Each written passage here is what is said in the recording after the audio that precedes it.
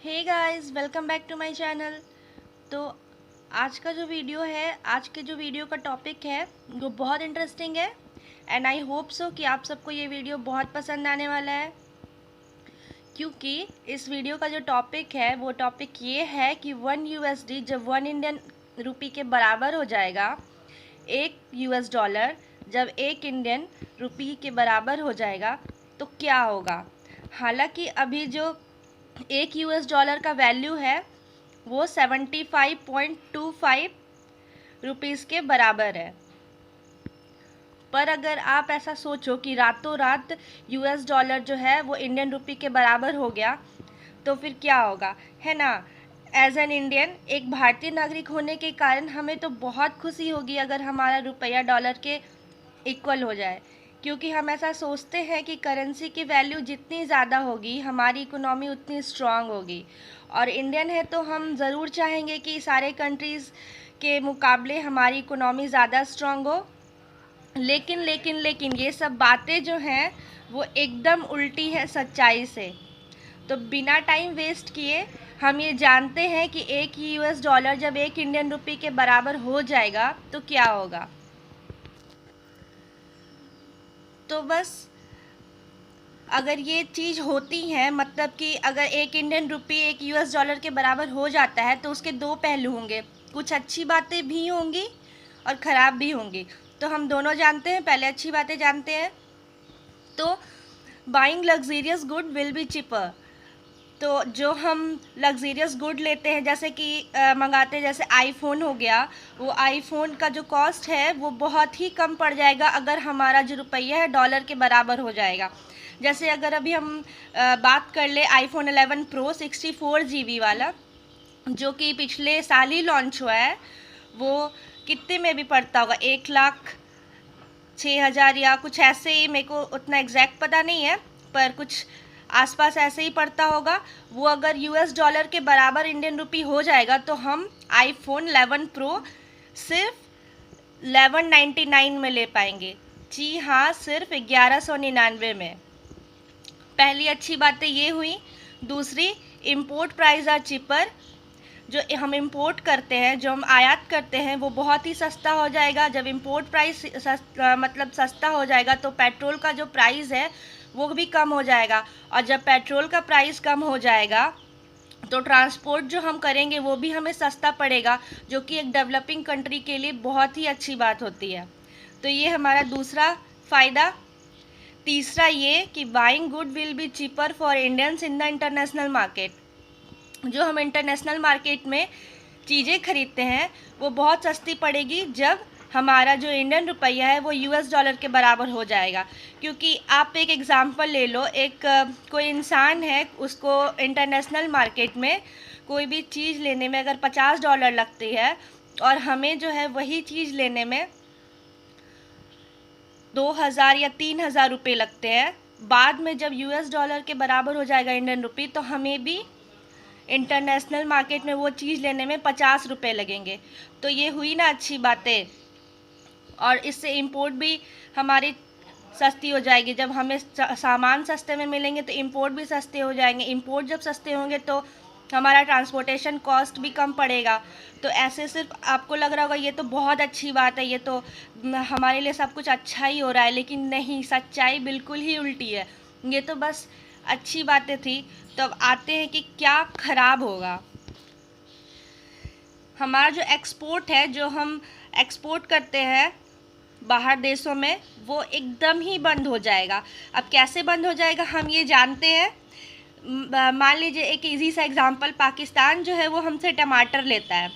तो अगर मान लेते हैं एक बैच टमाटर का उसको 1,500 रुपया पड़ता है, लेकिन अब जो है रुपी जो है डॉलर के बराबर है, तो वो क्यों बस एक बैच टमाटर के लिए $1,500 पे करेगा। मीन्स अब तो रुपी डॉलर के बराबर हो गया है, तो वो क्यों ना किसी और ही कंट्री से टमाटर ले लेगा। तो ऐसे हमारा नुकसान होगा और हमारा एक्सपोर्ट पे भी फुल स्टॉप लग जाएगा, क्योंकि हमारी जो चीज़ें हैं वो बहुत ही महंगी हो जाएगी। Job will vanish. हमारा जो जॉब है वो भी ख़त्म ही हो जाएगा लगभग। इसका भी एक हम एग्ज़ाम्पल ले लेते हैं। जैसे कि आप मान लो एक लड़का है जिसका नाम राम है, वो IT एक्सपर्ट है, जो कि US में जॉब करता है उसको जो यूएस कंपनी है $2000 देती है पर मंथ। $2000 को जब आप कन्वर्ट कर लोगे इंडियन रुपी में तो 1,52,000 के बराबर होगा पर मंथ। लेकिन अब जो है वो रुपी डॉलर के बराबर हो जाएगा, तब तो यूएस की जो कंपनी है उसे $1,52,000 देना पड़ेगा। तो फिर वो हर मंथ $1,52,000 क्यों देगा जब उसे वो आईटी एक्सपर्ट किसी और कंट्री से $2,000 में मिल जाता है। इससे हमारा जॉब भी जो है वो भी खतरे में पड़ जाएगा। और हालांकि आपको ये बात पता होगी कि इंडियन की जो जीडीपी है उसमें 27% एम्प्लॉयमेंट जो है वो सर्विस सेक्टर से ही है। तीसरा, नो फॉरेन इन्वेस्टमेंट। कोई भी कंपनी जो है वो इन्वेस्ट नहीं करेगी क्योंकि यहाँ का सारा जो कॉस्ट है वो ज़्यादा हो जाएगा, लेबर कॉस्ट ज़्यादा हो जाएगा। क्योंकि अब सबको जब हमारा रुपया डॉलर के बराबर हो जाएगा तो उसको सब कुछ महंगा ही हो जाएगा। कोई भी कंट्री इंडिया में इन्वेस्ट क्यों करती है? क्योंकि कोई भी कंपनी इंडिया में इन्वेस्ट इसीलिए करती है, कंट्री नहीं कंपनी, क्योंकि उसे यहाँ सब कुछ सस्ता पड़ता है, लेबर कॉस्ट सस्ता पड़ता है, मेकिंग कॉस्ट सस्ता पड़ता है। लेकिन जब यूएस डॉलर के बराबर इंडियन रुपी हो जाएगा तब तो उसे सस्ता नहीं पड़ेगा, तब तो उसे बस घाटा ही होगा। तो इससे क्या होगा, कोई भी फॉरेन कंपनी जो है वो इंडिया में इन्वेस्ट नहीं करेगी, उससे अनएम्प्लॉयमेंट बढ़ेगा, लेबर सबको जॉब नहीं मिलेगी, कुछ भी मतलब इंडस्ट्री अच्छे से नहीं चलेगी। तो फिर इससे जो है हमारा बस नुकसान ही नुकसान होगा। चौथा जो है टूरिज़्म जो है वो भी रिड्यूस हो जाएगा, इसीलिए क्योंकि इंडिया में जो टूरिज़्म कॉस्ट है वो बहुत ही कम है, ज़्यादा नहीं है, लोगों को सस्ता पड़ता है, इसीलिए वो इंडिया आते हैं। लेकिन जब इतना ज़्यादा कॉस्ट बढ़ जाएगा, इतना ज़्यादा, तो टूरिज़्म क्यों इंडिया आएंगे घूमने के लिए? वो लोग तो सोचेंगे ना कि इतना ज़्यादा प्राइस बढ़ गया तो फिर कोई और कंट्री ही जाते हैं, हम उसी प्राइस में कोई और कंट्री जाते हैं। जब रुपया डॉलर के बराबर हो जाएगा तो टूरिज़्म भी कम आएंगे, और जब टूरिज़्म कम आएंगे तो टैक्सेस कम मिलेंगे। जब टैक्सेस कम मिलेंगे तो हमारी इकोनॉमी जो है वो भी ख़राब होगी। Company which are presently in India will start to move out as it will not profitable for them, hence no tax. जैसा कि मैंने ऊपर बताया था कि नो फॉरेन इन्वेस्टमेंट, वैसे ही जो कंपनी है जो इंडिया में पहले से ही काम कर रही है उसको भी कोई प्रॉफिट होगा नहीं। जैसे कि लेबर कॉस्ट बढ़ जाएगा, मेकिंग कॉस्ट बढ़ जाएगा, और एक्सपोर्ट भी नहीं होगा, तो उसे कोई फ़ायदा नहीं होगा। उससे जो हमारे गवर्नमेंट को कोई टैक्स भी नहीं मिलेंगी, और जो कंपनी है वो इंडिया से मूव ऑन कर जाएगी, इंडिया से बाहर चली जाएगी। तो इससे भी हमारा लॉस ही लॉस होगा। चौथा ये है कि इकोनॉमिक कंडीशन जो है वो बहुत ही ज़्यादा ख़राब हो जाएगा, बहुत ही ज़्यादा। यहाँ पे मैं वो लिखना भूल गई हूँ, आप लोग समझ जाना।